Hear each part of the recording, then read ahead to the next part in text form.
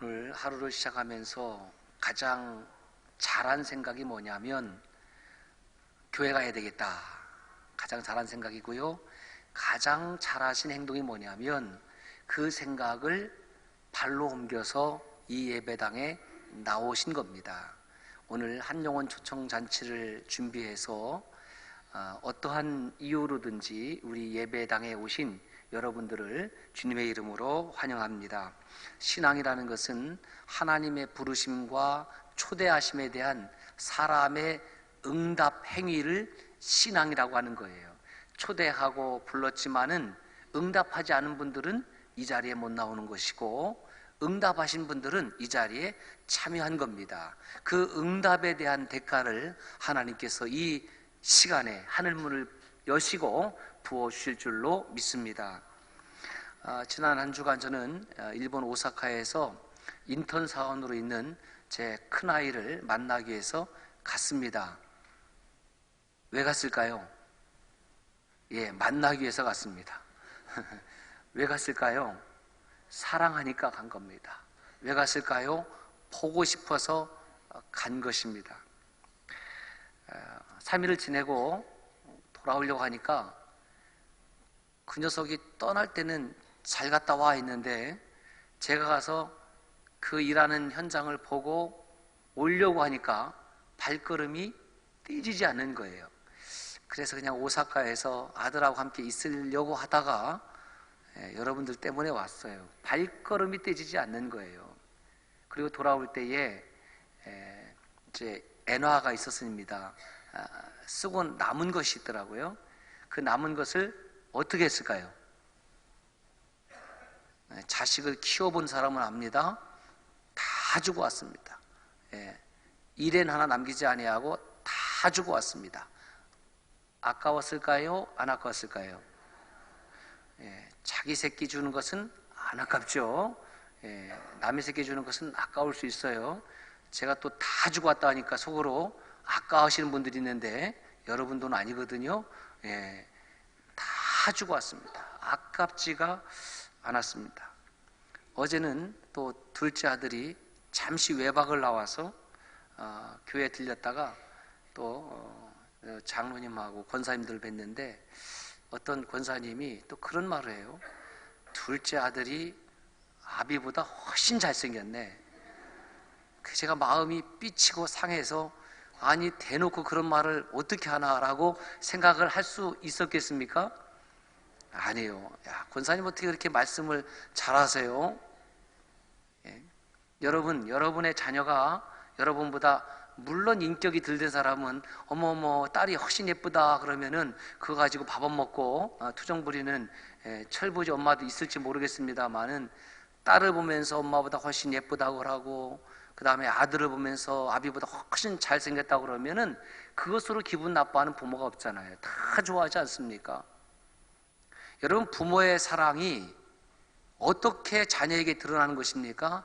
그 행위를 통해서 드러나는 것 아니겠습니까? 사랑하니까 일본이 아니라 미국에 있으면 미국에라도 찾아가는 것이고, 유럽에 있다 그러면 유럽에도 찾아갈 수 있는 것 아니겠습니까? 하나님의 사랑이 이와 같은 겁니다. 하나님께서 우리를 사랑하신다고 그랬는데 어떻게 그 사랑이 드러났습니까?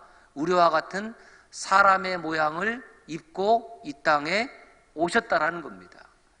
여러분, 우주의 넓이가 얼마인지 아십니까? 여러분 모를 거예요. 저도 몰라요. 우주의 넓이를 아는 사람은 이 지구상에 아무도 없습니다. 아무리 물리학을 공부하고 물리학의 천재라 할지라도 우주의 넓이가 얼마냐고 물으면은 알 수 없습니다. 알지 못해요.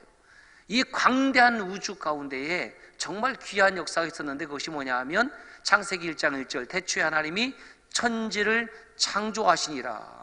그래서 하나님께서 천지를 창조하셨다라는 사실을 우리가 보진 않았지만은 이 온 우주와 만물을 바라보면서 인식하게 되고 알게 되고 깨닫게 되고 더 나아가서 믿게 되는 거예요. 그래서 이 우주 만물 가운데 정말 위대한 사건은 하나님의 창조 사건이라 그렇게 믿습니다. 그런데 이 우주 만물을 창조한 역사보다도, 이 사건보다도 더 위대한 사건이 있었는데, 그것이 무엇이냐면 절대자가, 창조자가 신이 우리와 같은 사람이 되신 사건이에요. 여러분, 어떻게 하나님이, 어떻게 신이 피조물이 될 수가 있겠습니까? 우리를 하나님의 형상대로 지으시긴 했지만, 그렇게 귀한 존재이긴 하지만은 사람은 사람일 뿐이에요. 백화점에 가면 1층에 대부분 화장품 코너가 있잖아요. 그럼 화장품 코너에 화장품을 판매하는 사원들이 있습니다. 연세가 어느 정도 될까요? 80세? 에이, 무슨 80세. 그럼 줄여서 60세? 에이, 사장님은 될 수 있겠죠. 그러면 확 줄여서 40세.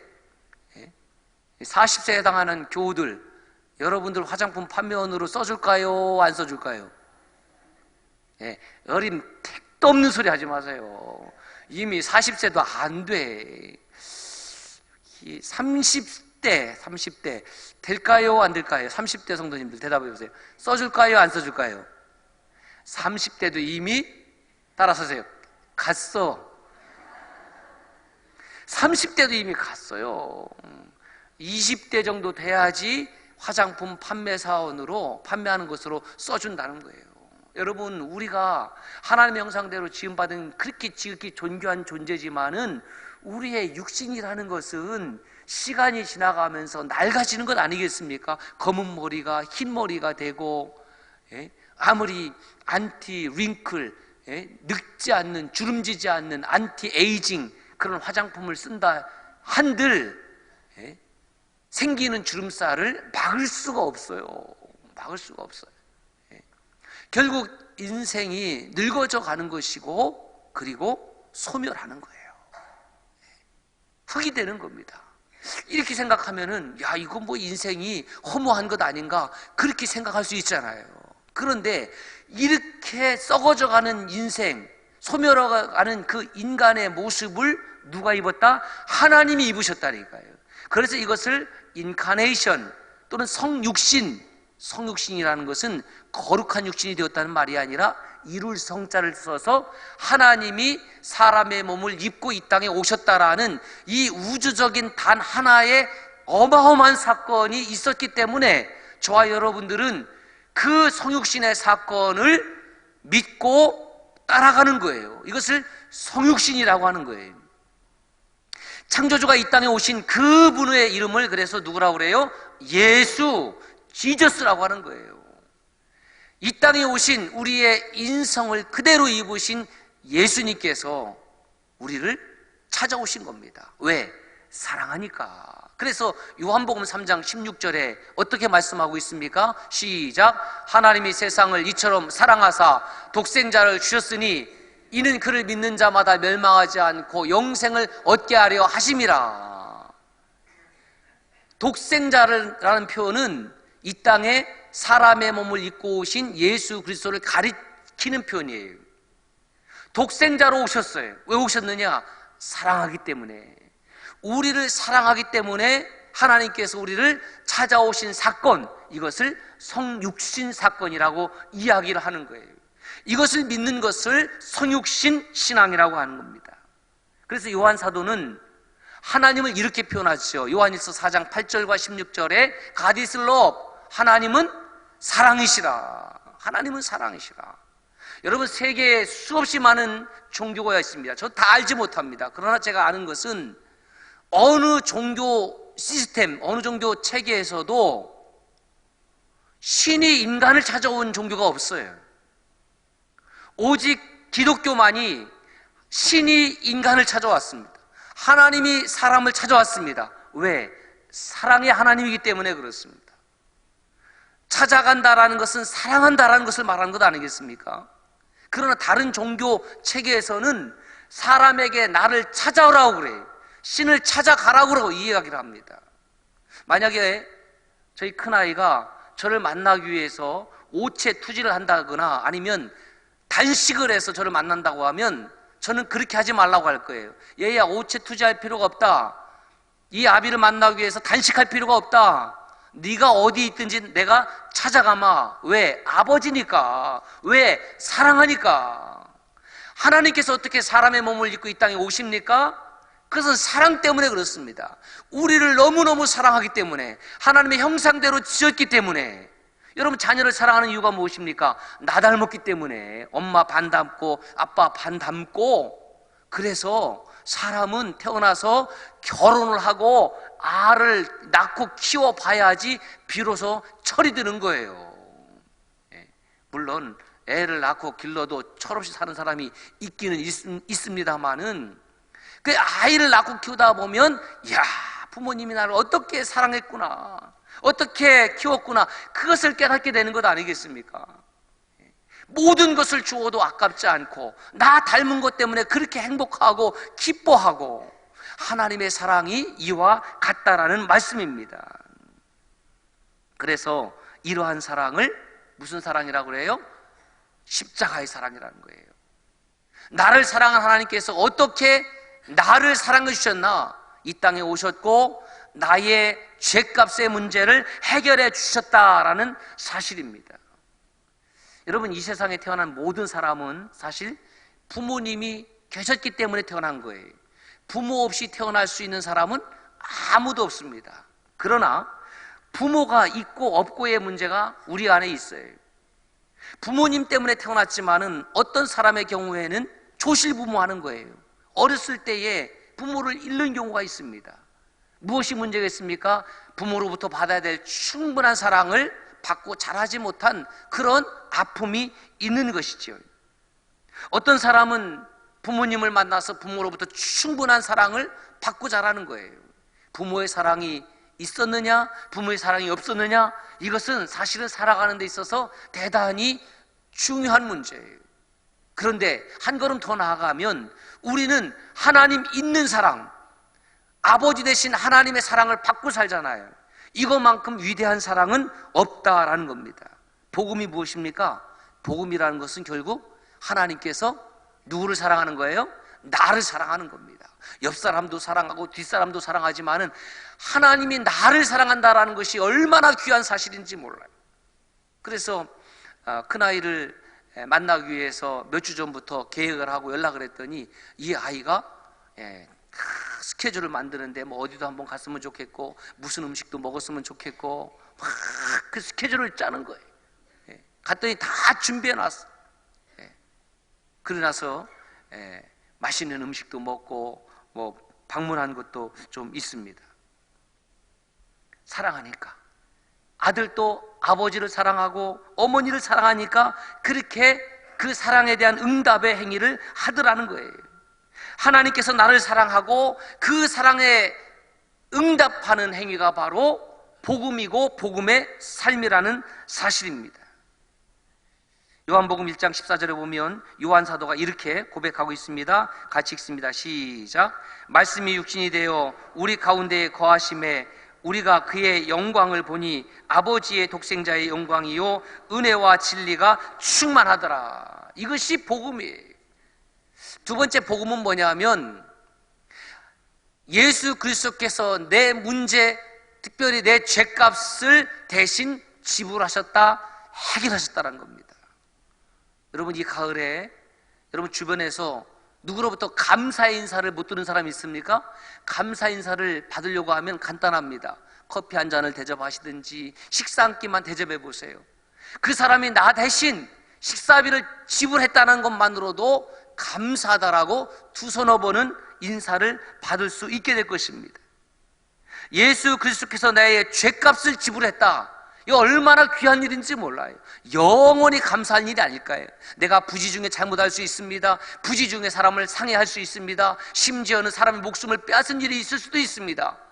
그래서 우리가 사는 세상의 법에 따라서 교도소에 갑니다. 몇 년형의 언도를 받고 수감생활을 합니다. 그리고 이제 시간이 지나서 나왔습니다. 그렇다고 해서 그 사람의 죄값이 다 해결된 것입니까? 그 사람이 상해한 문제가 다 해결된 것입니까? 그 사람이 사람의 목숨을 빼앗은 일이 10년, 20년 교도소 생활했으니까 정말 해결함 받은 것입니까? 아니에요. 사람이 사는 세상의 이치는 그렇게 해결함 받았다고 생각할지 모르지만은 그 사람 마음속에는 그 죄의 문제가 영원히 남는 거예요.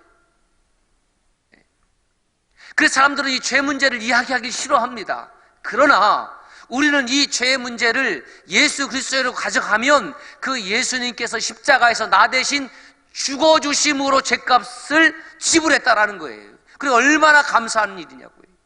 죄의 문제를 해결할 사람이 없는데 예수님께서 내 죄의 문제를 해결했다, 이 사실을 믿는 것을 십자가 신앙이라고 합니다. 이사야서 53장 5절 말씀입니다. 시작. 그가 찔림은 우리의 허물 때문이요 그가 상함은 우리의 죄악 때문이라. 그가 징계를 받음으로 우리는 평화를 누리고 그가 채찍에 맞음으로 우리는 나음을 입었도다. 세 번째 복된 소식, 세 번째 복음은 뭐냐면 십자가에서 죽으신 예수님께서 다시 살아나셨다라는 겁니다. 나를 위해 죽어주신 것으로 끝이면 우리는 예수님 믿을 필요가 없습니다. 어떻게 사람이 살아날 수 있는가? 그분이 하나님이시기 때문에 그렇습니다. 그렇지, 모든 인생은 한번 죽는 것으로 끝이 나지만은 적어도 절대자요 창조주라고 하면, 그분이 살아있는 신이라고 하면 죽음 가운데서 살아나는 것은 이상한 일이 아니라 특별한 일이 아니라 당연한 일이라는 사실입니다. 예수님께서 죽음의 권세를 이기시고 부활하셨습니다. 그러므로 그 예수 그리스도를 믿는 저와 여러분들에게도 동일한 부활의 역사가 일어날 줄로 믿습니다. 제가 1년에 한 50여 건의 장례를 집례를 합니다. 그 장례식을 갈 때마다 거의 매주 한 번 아닙니까? 그때 깨닫는 것은 뭐냐 하면 사람이 이렇게 한 번 왔다가 한 번 가는 것으로 끝나서는 절대로 안 된다라는 거예요. 부활이 없는 인생이라는 것은 허무한 거예요. 부활이 없는 신앙이라는 것은, 부활이 없는 믿음이라는 것은 헛된 믿음이라는 겁니다. 그래서 사도 바울은 이렇게 고백하고 있습니다. 고린도전서 15장 13절 4절 말씀입니다. 시작. 내가 받은 것을 먼저 너에게 전하였노니 이는 성경대로 그리스도께서 우리 죄를 위하여 죽으시고 장사 지내신 바 되었다가 성경대로 사흘 만에 다시 살아나사. 우리 죄를 위하여 죽으시고 성경대로 사흘 만에 다시 살아나신 예수님을 믿는 것입니다. 네 번째 복음 소식, 복음은 부활하신 예수님께서 우리의 거처를 예비하기 위하여 하늘로 올라가셨을 뿐만 아니라 우리를 영접하기 위해서 다시 오신다는 사실이에요. 이것을 재림신앙이라고 이야기를 합니다. 요한복음 14장 2절 3절 말씀입니다. 시작. 내 아버지 집에 거할 곳이 많도다. 그렇지 않으면 너희에게 일렀으리라. 내가 너희를 위하여 거처를 예비하러 가노니 가서 너희를 위하여 거처를 예비하면 내가 다시 와서 너희를 내게로 영접하여 나 있는 곳에 너희도 있게 하리라. 여러분, 이 세상에 아무리 좋은 아파트를 살아도요, 그 아파트에서 30년, 40년, 50년, 60년 살면 그 아파트가 낡아지게 되고 다시 건축할 수밖에 없는 거예요. 우리가 사는 이 피조 세계가 그런 거예요. 그러나 하나님이 예비하신 거처는 우리의 육이 거처하는 곳이 아니라 부활하신 부활체의 모습으로 우리의 영혼이 거하는 영원한 집인 것을 믿으시기를 바랍니다.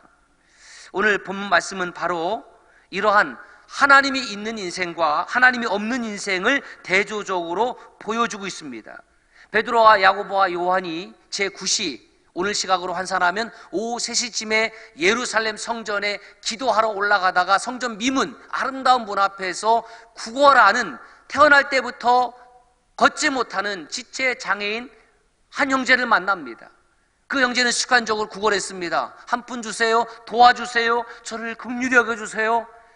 그때 베드로와 야고보와 요한이 그 형제를 주목하여 봅니다. 우리를 주목하여 봐라. 그래서 무엇을 얻을까 보았습니다. 그때 베드로의 입에서 이렇게 선포가 나갑니다. 은과 금은 내게 없거니와 내게 있는 것을 내게 주노니 곧 나사렛 예수 이름으로 일어나 걸으라. 은과 금은 내게 없다. 베드로와 야고보와 요한이 없는 것이 있었는데 그것이 무엇이냐면 은과 금이 없었습니다. 물질이 없었습니다.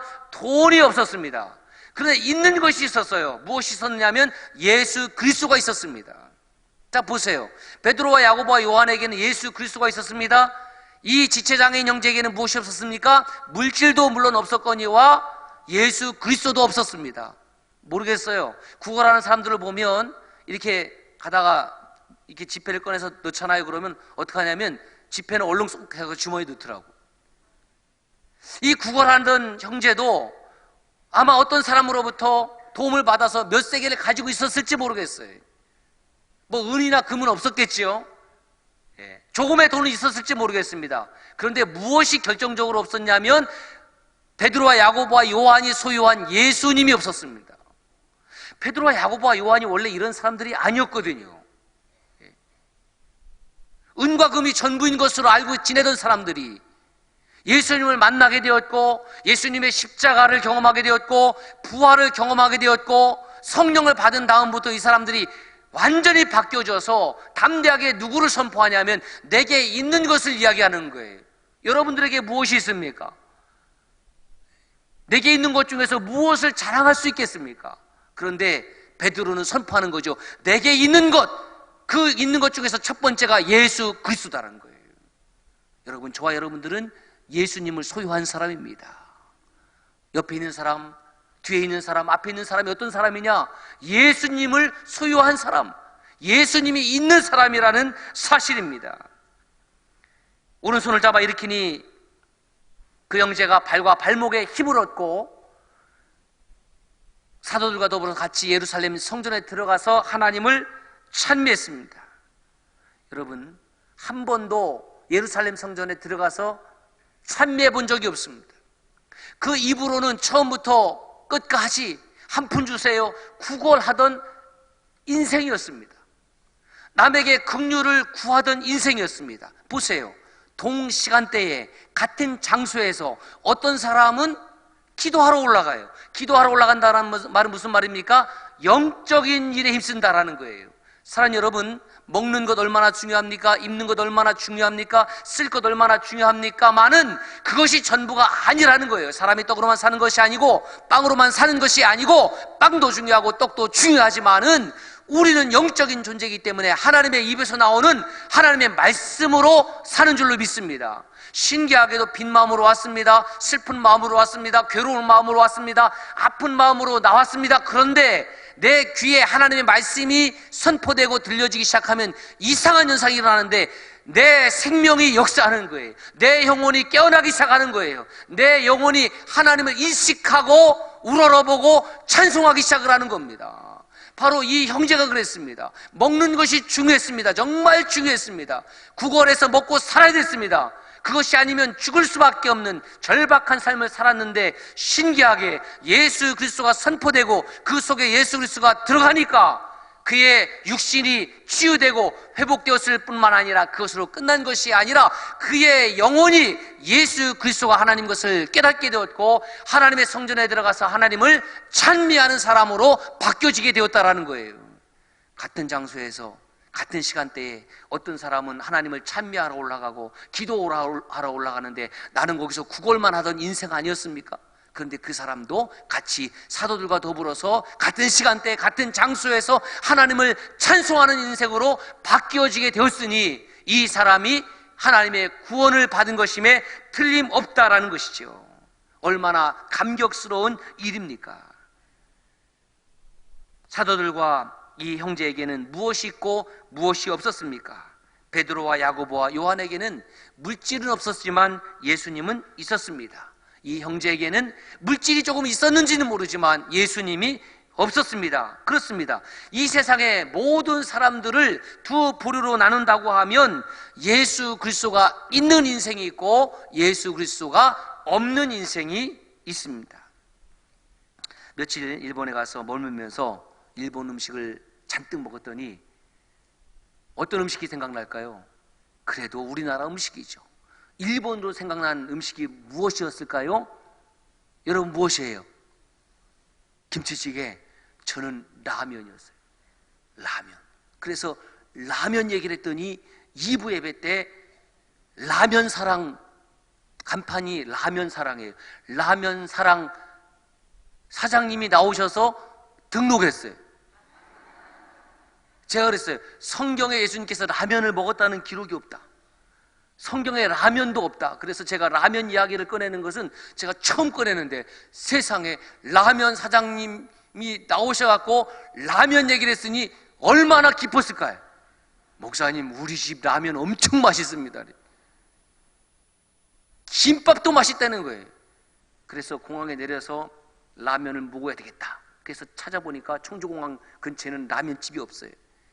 이럴 때는 뭘 써야 돼요? 머리를 써야 돼. 머리를 써보니까 고토가 돼요. 고속터미널 그 주변에는 있겠지 하고 왔더니 진짜 있어요.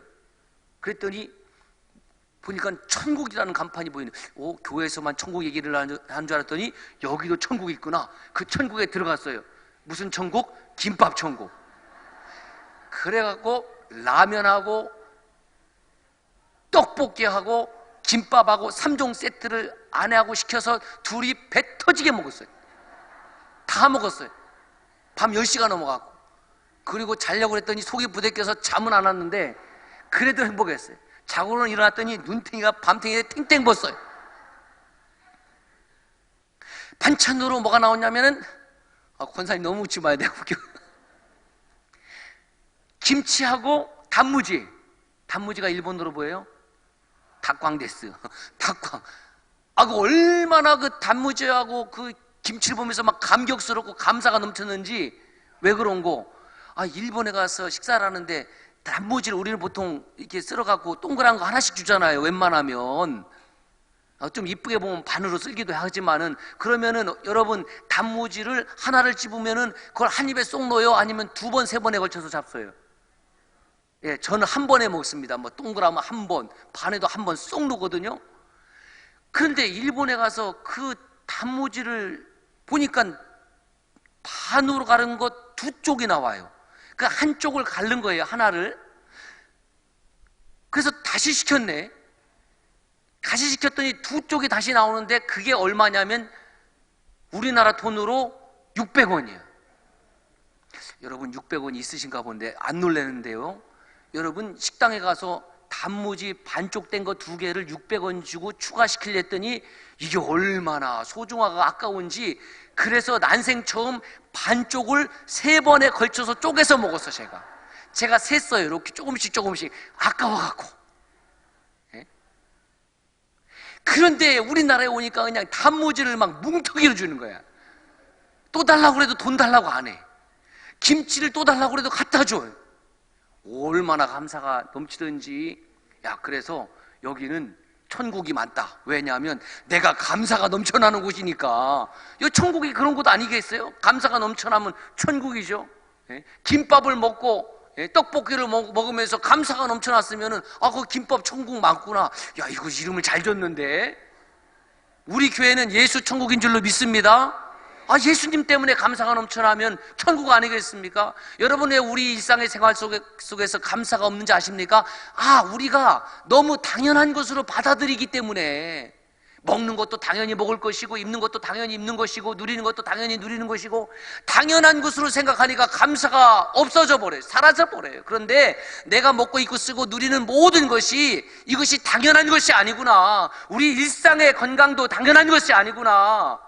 이 깨닫게 되면 뭐가 넘치냐면 그저 입에서 감사가 넘쳐나네요. 감사가. 그래서 제가 단무지 두 쪽 가지고 그렇게 감사해 보기는 저도 처음이에요. 얼마나 앞으로 그래서 단무지를 보게 될 때마다 인사를 한 번씩 하고 먹으려고요. 너무너무 감사합니다. 예? 그리고 이제 식사 끝난 다음에 집으로 오는 길에 홈플러스에서 이렇게 쭉 올라오잖아요. 그게 밤하늘 쭉 보고 오는데 또 무엇이 보냐면 일본 하늘에는 없는 것이 있어요.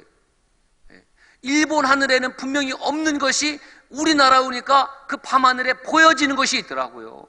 홈플러스에서 밤에 이렇게 오다 보니까 뭐가 보여요? 우리 교회에 뭐가 보여요? 십자가가 보이는데 이것도 얼마나 귀하고 얼마나 좋은지 너무너무 반가워갖고 내 마음으로 날아가갖고 이제 십자가를 껴안고 싶어요. 십자가를. 여러분, 일본이요 우리나라보다 경제 대국입니다. 더 잘 사는 나라예요. 뭐 돈키호테인가 여길 갔더니 얼마나 물건을 쌓아놓고, 시장을 갔더니 얼마나 사람들이 많고, 오사카 시민들의 그 인구를 제가 인터넷 찾아보니까 한 1200만이 넘더라고요. 어마어마한 도시, 어마어마한 소비재들이 막 물건들이 그득그득 넘쳐나요. 잘 먹고 잘 살아요.